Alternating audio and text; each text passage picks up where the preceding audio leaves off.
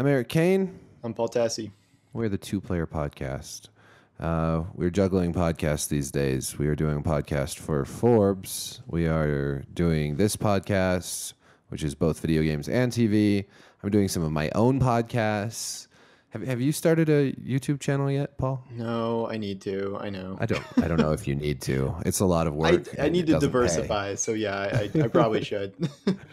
Yeah, I feel like there's such a huge, steep climb to get any sort of following on YouTube. Like, you have to constantly produce content, and it's pretty tough when you're writing a lot. So yeah, exactly.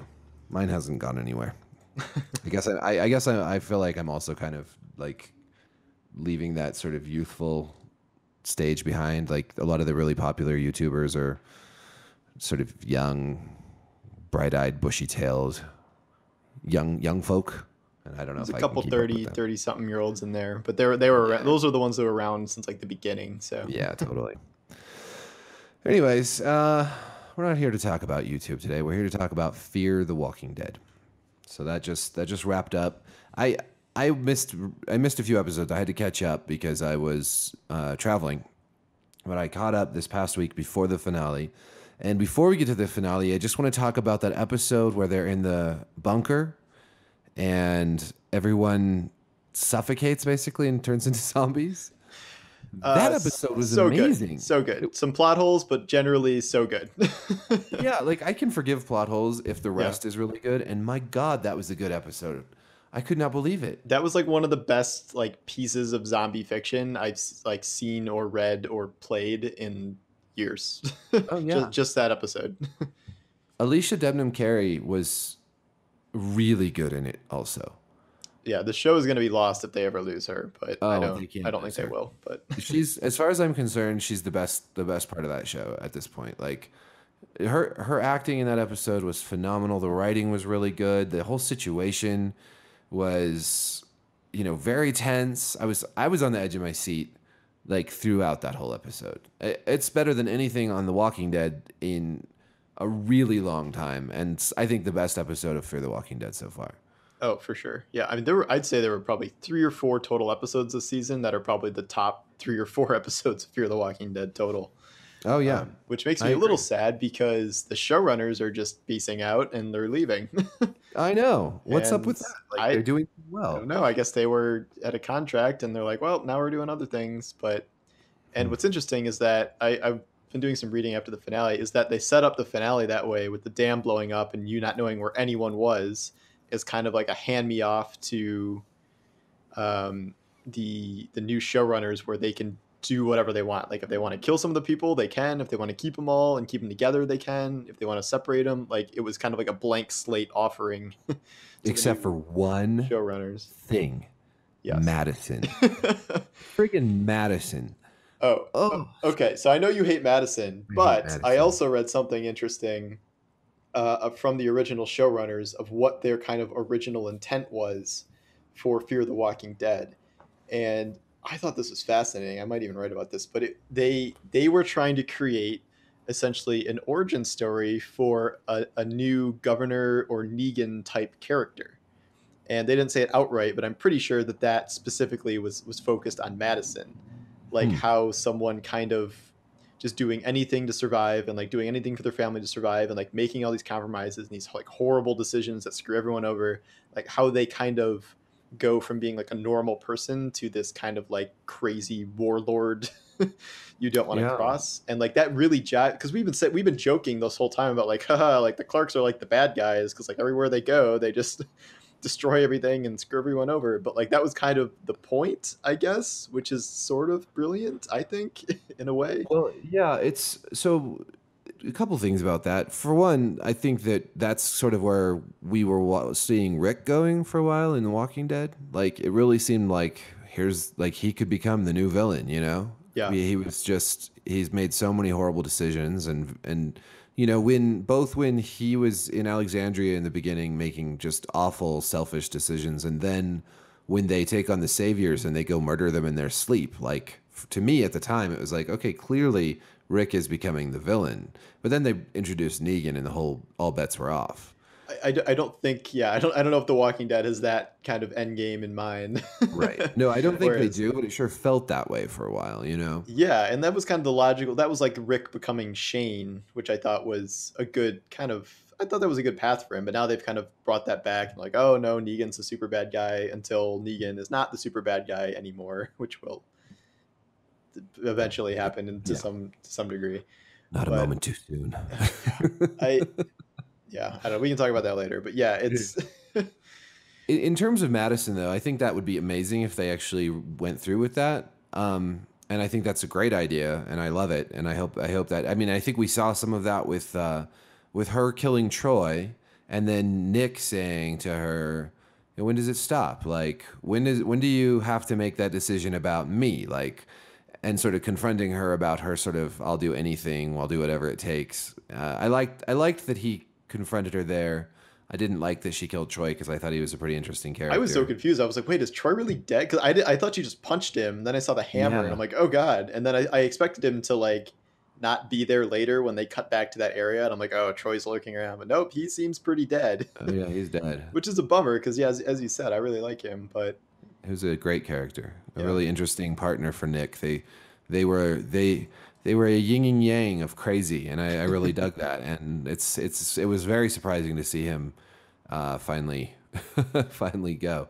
But I think my I mean, she's problem given with him so Madison. many second chances when he was Oh like, yeah. yeah, sure, I led the whole Walker horde to the farm and murdered everyone. She's like, okay. No, he deserved it, and Enough's he enough. probably deserved it I always sooner. thought they were a little too forgiving of him in the first place. Like as soon as he Yeah. killed that family, I was like, all right, like come on. I can understand them being like, all right, he shot Travis in the helicopter, like he didn't know what the deal was. Like yeah, it could have been anyone. But then when he's like, just I'm murdering the people that escaped the ranch, like that's pretty extreme. He didn't shoot Travis though. You got that wrong. Or no, was it the To nation that shot Travis? Kamataka. Yeah, Oh, they okay, had all right. they shot him, but he did lots of other horrible things, and certainly it was strange how I feel like Madison saw something in him. I don't know, maybe it reminded her of Nick, or she was just being really calculated in that she couldn't do anything because it would alienate Jeremiah. But after Jeremiah was gone, it seemed like after he fought against the nation and then they just let him get exiled, that struck me as ridiculous. Like, of course he was going to come back and cause trouble, you Yeah, know? yeah. Uh, It was like an episode later too. It wasn't even like pretending. yeah, no, he just came, he wandered the desert a bit and then he was like, oh, here we go. Yeah. We'll bring this horde over. I think my problem with Madison is as much casting as anything else. I don't think Kim Dickens is up for it. Really? Okay. I just I've don't never really had a like. problem with her performance. Like I thought she's been fine. I don't know. She makes like 1.5 facial expressions. She makes like a serious face and like grimace serious face. I guess that's true. And she doesn't have like, I don't know. She just rubs me wrong, I think. And I think it's also how she's written a bit. Like everyone's like, she's so tough, like always talking to her, like trying to convince us that she's so tough. And The other I problem is don't like know. I think there's such a wide range of like good characters, bad characters, good actors, bad actors in the show. Like Alicia and Nick, I think are pretty high up. Like Troy was pretty high up. Madison's maybe somewhere in the middle. And then I really had a problem with like Travis and Chris when they were around. Like they were just Yeah. really off-putting. Like they just didn't feel real at all. So I think now that they're gone, maybe like Madison is kind of the next in line where it's like, she's not great. Yeah, yeah, that's true. I didn't mind. I mean, Travis was kind of on the same level to me as Madison. It's just that Chris was so freaking annoying that I Chris could was hardly extremely bad. stand it. Yeah, Nick and Alicia are both really good. You know who else is great is Ruben Blades, who plays Daniel Salazar. Oh He yeah, uh yeah. he is so good, and I loved the scene where he interrogates Nick about what happened because I didn't know what was going to happen. Like I could see Daniel's character like torturing Nick. I could Well, see that I happening. love how after like Daniel just like agrees to let him go, and like he didn't say that Troy did it, but both of them know that the Yeah, other one knows that Troy did it. So like, and Nick yeah, immediately is like, he's gonna kill Troy, and Daniel's like, I'm gonna kill Troy, even though yeah. Nick never actually confessed. I thought that was pretty brilliant the way they did that. That also might have been part of why Madison finally took the leap, in that she knew Troy was a goner one way or the other. She wasn't going to talk Daniel out of that. So she was just like, I wanted to do this for a while. Yeah. Just take him out.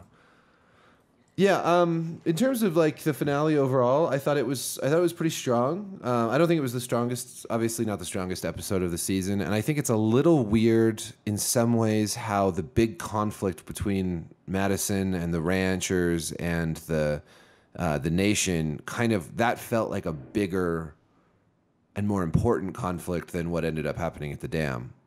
But I still enjoyed the episode, and I think it did everything it was supposed to do pretty well. There was a lot of good tension. I feel like the show really has found its stride in giving us really a lot of uncertainty, like what each character is going to do. We don't quite know, and there's really good human conflicts, like Strand always looking out for himself. Sometimes he thinks it's the right thing to do, but he still does the wrong thing, and they're all sort of playing against each other, and that's sort of something we don't see very much of in The Walking Dead. Like we just have right now, at least, this big conflict between two like communities essentially.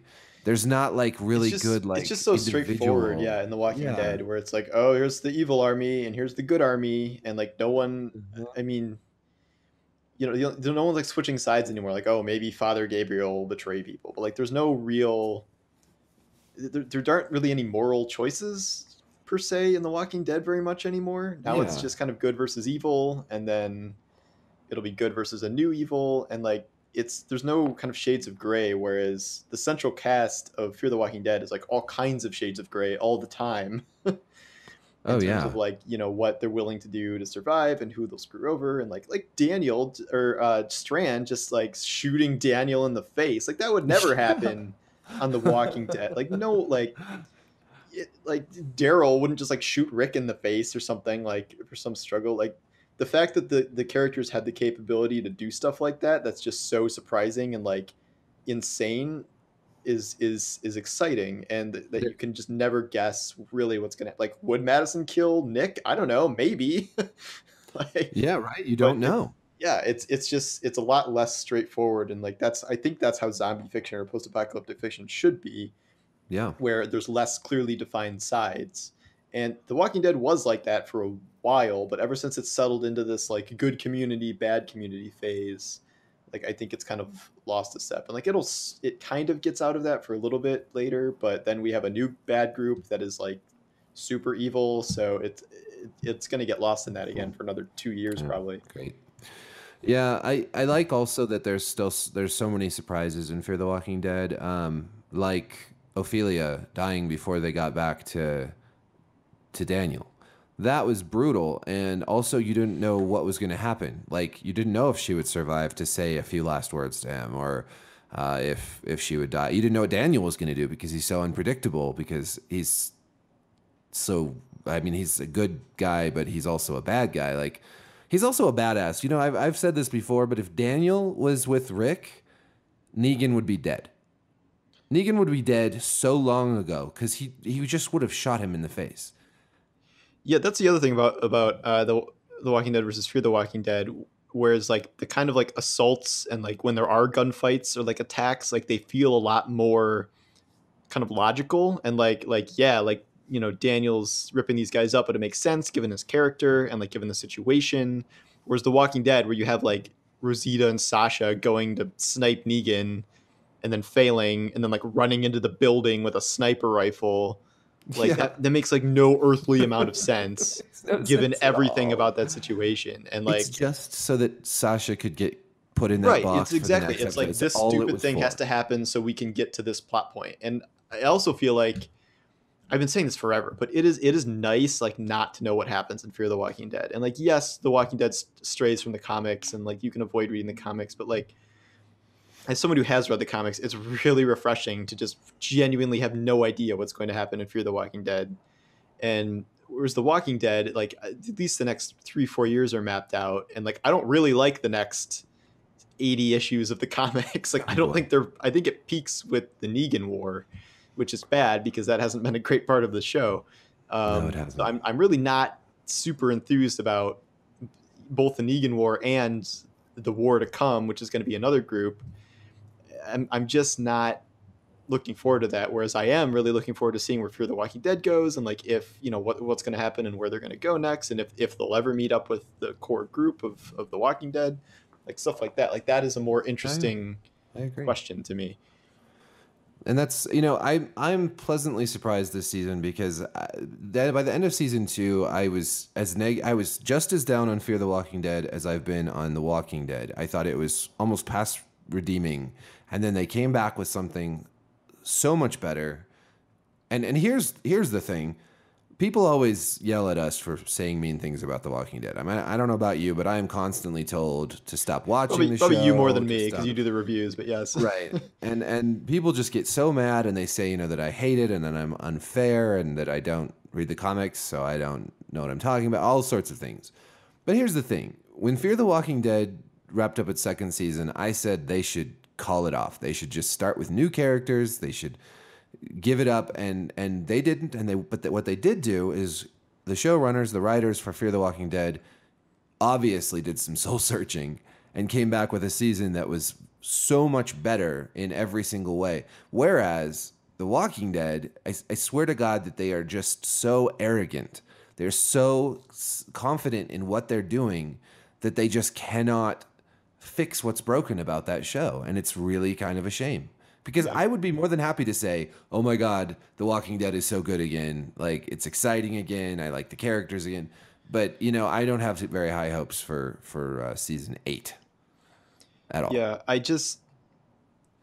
the show's too big. There's too many characters. All the characters have been all the characters have been converted into superheroes rather than like people. Yes. I don't like Negan.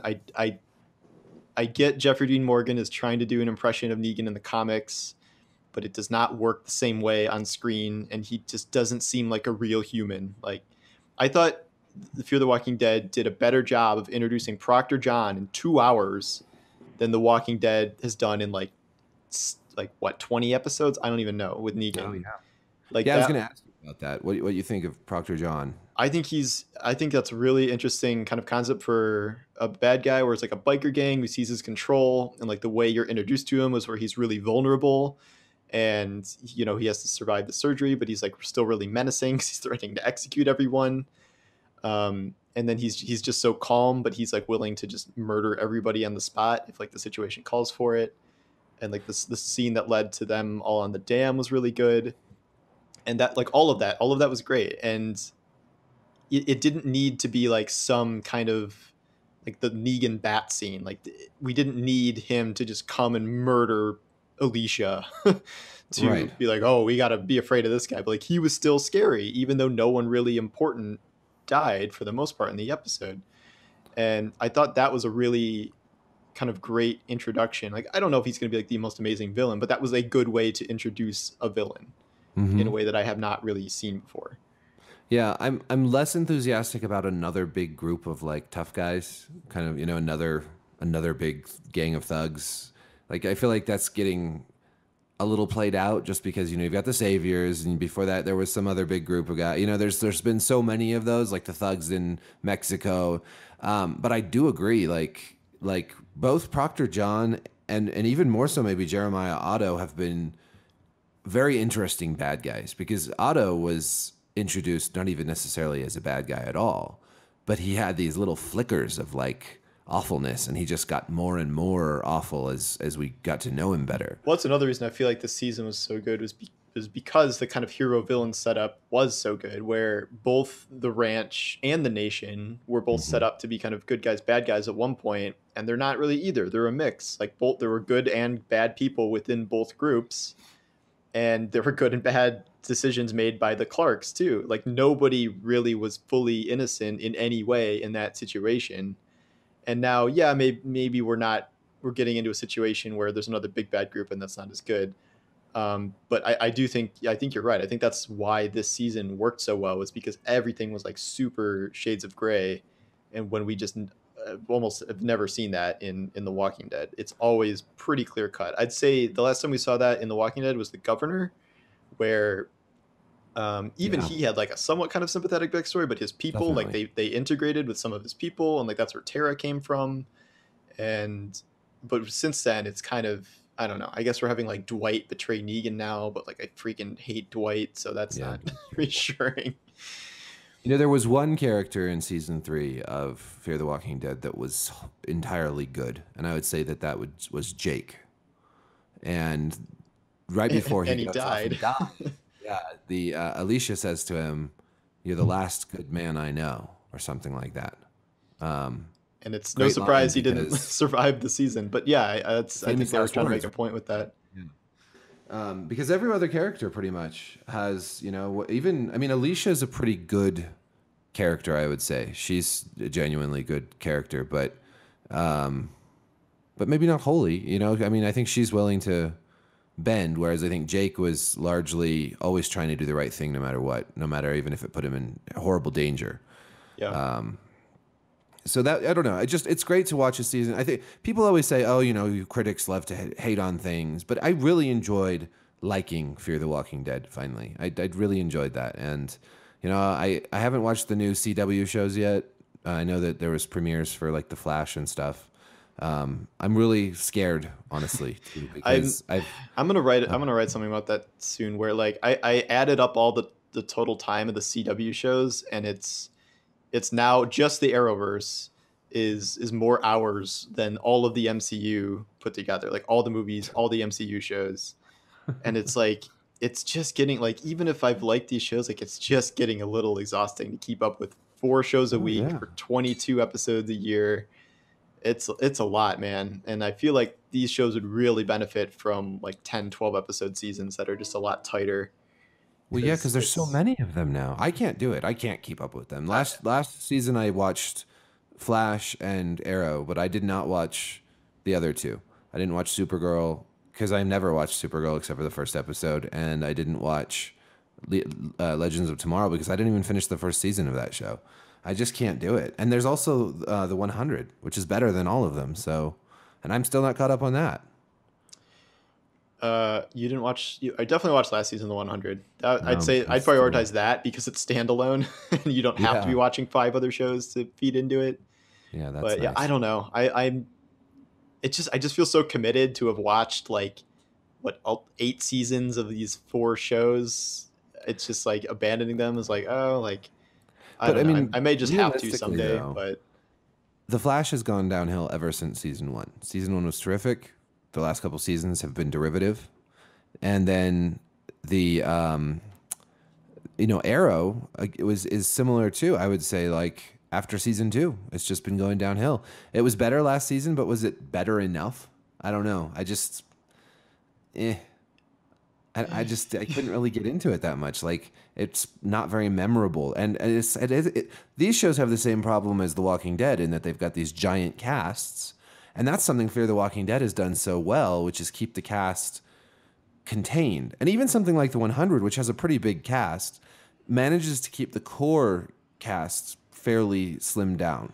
yeah, yeah, definitely. To where you've got Clark and what's his face? Bellamy as the sort of, and then dude Kain from Lost. And then Clark's mom. And you've got a few, like maybe 6 characters that are really at the very center of the show, and then the rest of it, there's other characters, but they don't have to focus on them a lot. Whereas in like The Walking Dead, I feel like we're constantly like, here's a scene with Tara and Rosita, and here's a scene with Ezekiel and the Samoan guy, and here's a scene with 5 of the saviors, and and like you can do that well, and like we've seen Game of Thrones obviously do that pretty well, like for the most part. But that's something The Walking Dead has never mastered, and that's why the beginning of last season was so bad, because they had 8 episodes in a row that were all about like 8 different groups, like split across 8 locations. And like those were some of the worst rated episodes like of the series in terms of user reviews, just because they were like just so bad. You wrote about how Scott Gimple said they're going to do less of that, and I agree that that's good news. But I mean, now you remember like in the last season when they all went in to confront Gregory, I think it was, and they like filled up the whole room with main characters. And I just I don't know if there's a good answer at this point, because I feel like when all the characters are together, I feel like when all the characters are together, when they're apart, like we're dealing with different problems now. You can't really have that many characters in a room together, but you also can't split them all up. Or maybe it's just like you said, they're just not doing it well. Yeah, well, I mean, even the comics run into this problem. Like, the comics have built up, because we're staying in these communities now, and they're not moving anymore. They're not moving with a small group. They just keep adding and adding and adding characters. And like, yes, they subtract one or two every so often, but like, I'm getting to the point where like trying to follow the comic like week to week, like I've lost track of like who so many of these people even are. And I get part of the appeal of the show is that can have like a rotating cast, but I think it's doing a disservice to keep it this big and then to keep adding people on top of it. It's just, and people are getting what, like a couple minutes of screen time an episode, if that. It gets and a then little much. they kill off minor characters you don't care about at all. Like, here's the thing: in Fear the Walking Dead, they killed off Troy, who was a more interesting character than Tara, Father Gabriel, Rosita. I mean, I could just keep naming off names in The Walking Dead of characters that were not as interesting or fun to watch as Troy in Fear the Walking Dead. But they don't ever, like, why are these characters still alive at all is what I want to know. Yeah. Like, I don't want to kill off all the main characters because I want to have a group that we can follow. I still think killing Glenn was a huge mistake. I think he was one of the best characters and most one of the only interesting, likable characters. Yeah. I mean, one of the weird things is that we've been talking about how there's a very clear good versus bad going on in The Walking Dead. Mm-hmm. But the thing is that the characters aren't very likable right now. I don't really like Rick. He annoys me. Carol annoys me. Like, all these characters I used to care about are annoying to me now. And it's like, I liked Glenn. Damn it, why did you kill Glenn? Well, that's why Fear the Walking Dead works, because you at least like Alicia and possibly Nick, and like I liked Troy. Like, I like Troy as a character. I don't know if he was like the morally good character, but I liked him. I like Daniel.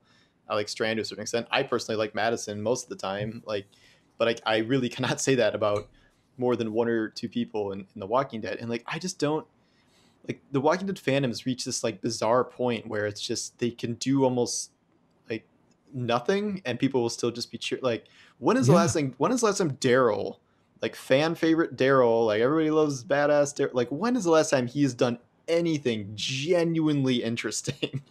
Nothing. Like, it's been years. It's been since Merle died. Like, he has had nothing to do.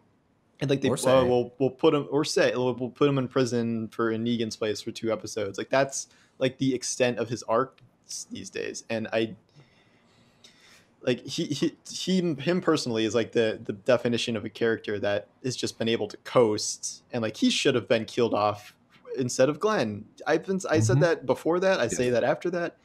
But no, like they didn't do it. And they probably never will at this rate. So it's I know. It's very frustrating. Yeah, I mean, and also another frustrating thing is how hard would it be to make Daryl a badass character again? I mean, come on. He's hugely popular. Like, people love him. It would be really easy to make him a more interesting character. If we're being entirely honest, and like this will get some blowback, but I don't think Norman Reedus is that good. Like, no, he's not. I don't think he's a very good actor. Like, I liked him in Boondock Saints like everybody else did, but I have never seen a very like powerful performance from him, like either in The Walking Dead or elsewhere. I think he looks tough. I think he's good at, doing badass things on the show and being kind of like the lone wolf badass, but I don't think he has any range besides that. And like a couple circumstances where he's had to be emotional in scenes, I don't think he's been very good in them. And so I don't know what they can do there, but I think this is a bigger problem that goes deeper than just Norman Reedus. Andrew Lincoln and what's her face who plays Maggie, both are way over the top in their acting these days. I don't know if they were always like this, but Maggie's accent drives me freaking insane. It is so over the top. And then those Rick. Brits. Oh, I know. Well, I mean, Morgan's fine. I think he does a fine job. He's a very good. I forget his name. But he's a very good actor. Like, just generally, right. I've seen him in a lot of stuff. I think Andrew Lincoln is doing a pretty good job. I think he can go kind of overboard, but I don't know. I don't think he is. I'll agree with Maggie. I don't know. I think I haven't had like super problem with Andrew Lincoln. I can definitely think of a couple instances where I'd say he was over the top, but for the most part, I don't know. And then there's Carl. Oh, his hair. And also just the fact that no one's given any good lines. I mean, like, I still remember that line that Daryl said in last season where they're talking to Ezekiel and he's like, and you call yourself a king. It's like, dude, what does that have to do with it? Like, somebody actually wrote that line and put it into a show. You know, it's like putting a fake deer into a show, like a really obviously fake deer. And I know no one would ever do that, but or a really fake backdrop of a trash field or trash people who would talk in a strange pigeon 4 years after the apocalypse. Oh, and here's another thing. Do you notice that? Well, no, I'm going to save this. I'll save this. Never mind. Okay. Because I think it has to do with stuff. Yeah, I've seen the first episode of season 8, and you know I can't spoil that. I am eager to talk about it though. Yeah, we'll do it soon next week. All right. Well, I think God, we could just go on and on. I think, but I think we should save a little for the premiere of The Walking Dead on October 22nd on AMC. Showrunner Scott Gimple taking us to new heights, and then next year he's an executive producer on Fear the Walking Dead, so you can kiss that show goodbye. Because you know, I had just two things to say. Scott Gimple, I'm pretty sure, is ruining The Walking Dead, and he was maybe so it's good not his though. fault. He did so many of the good season 5 episodes. Like, maybe he did it's all just the he best can't- episodes. He can't work with this material anymore. Maybe he needs someone new who can handle this new material, because the writing is really bad now. The dialogue is really bad now. It is just. I It's will say objectively it is bad. very rare that a show gets to 8 seasons and it's still like, this is still Sure. fresh and interesting. Like, that almost never happens. Yeah, well, I think that it could with a zombie show, just because if it was handled properly, they could kill off enough characters and reintroduce new characters to keep things fresh. Yeah. Like, I think they theoretically could do that and make it interesting. I just think it's probably very difficult. And but I mean, they've got a lot of source material, but it's just obviously where the comics went is not a great place for TV, at least. I don't know. Yep. And second, you know, like you were saying a minute ago about the fans, like, just eating everything up. Like I feel like it's a little shameful. Like, it's a little shameful to be such a Walking Dead fanboy. Like, if any fanboys are listening to this, I think you should be ashamed of yourself. Okay. Because seriously, like, you shouldn't accept this. Like, you shouldn't accept something you love to be mistreated so badly. Like, I feel the same about Game of Thrones. Like, this is a show that I really loved, and I feel like this last season really let me down. And just because I'm a fan is not, you know, I'm not going to just keep loving something when they obviously aren't treating it very well. I mean, I feel like people should be upset by this. I don't know. I welcome the hate mail. But seriously, like Cersei said, shame, shame, shame. Cersei didn't say that. The Yeah, she did. chick She said it to the nun when she left her in her right. Yeah, that's cell. right. Okay. I know. Okay, so it's a quote of a quote, but oh, you want to hear something funny? I was sent a PR email from a site that recasts everyone in Game of Thrones with their Canadian choices instead, so all Canadian actors.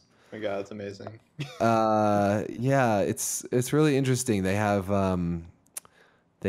Justin Bieber as Jaime Lannister, and Anita that's Sarkeesian as Cersei Lannister.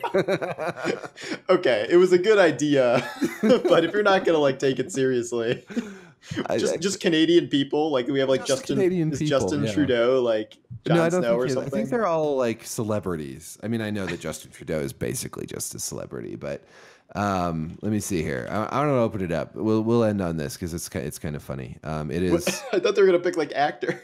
It's Game like of Hugh Canada. Jackman or whatever. Or no, he's Australian. No, he's Australian. Like Close though. I mean, they're Logan. basically the same. Ryan Reynolds, he's Canadian. Ryan Reynolds he's Jon Snow. Okay, there we go. Yeah. Drake is. Do you know who Drake is? I didn't know Drake was Canadian. Yeah, he was from Degrassi. Who's Drake? Is he Tyrion? No, he's Grey Worm. Too easy. Come on. I know, right? I don't even know all these people. Tyrion is Jordan Prentice. I don't know who that is. I don't either. Bret Hart is Sandor. Bret Hart. I didn't even hear who you said. Sandor Clegane. Okay. Yeah. Okay, Rachel McAdams is Sansa. Okay. That's the first one I can really kind of see. Kind of old, but sure. Yeah. For like a 16-year-old girl. Old Sansa. Yeah, it's like a spin-off show where Sansa's... I guess I'm also learning who's Canadian. I didn't know she was Canadian. I didn't know any of these. I don't even know that. I didn't even know that there were Canadian celebrities actually at all. No, now you're gonna get Canadian hate mail. So no. They're the worst too. Canadians. Oh my god. Oh, I had a really good idea for a superhero. Yeah. Lieutenant Canada. I like it. He'd be like, not as cool as Captain America. I swear they had a Canadian version of Captain America in Marvel at some point. I don't remember what he was called, but I'm like 99% sure there was like Canadian Captain Canada or something. I'd have to look that up, but I'm pretty sure that exists. We could find out, because I thought I was being really original with that, but nothing is new under the sun. All right, well, now you know. They already have Wolverine. That's like the only Canadian superhero you need. Wolverine's Canadian? What? You didn't know that? Yes. That's why I said Hugh Jackman originally. Australian guy? Yep.